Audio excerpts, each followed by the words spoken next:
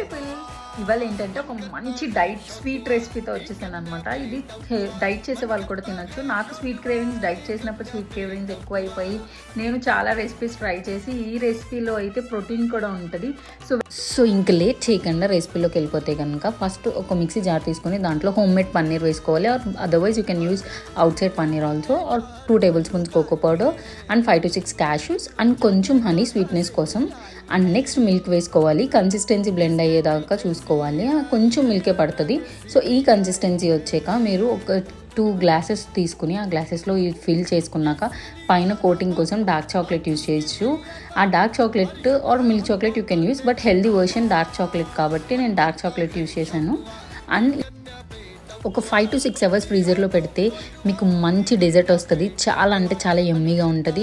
ఇలా మౌస్ లాగా వస్తుంది అనమాట. సో డెఫినెట్గా ట్రై చేయండి. Say good bye to your sweet cravings.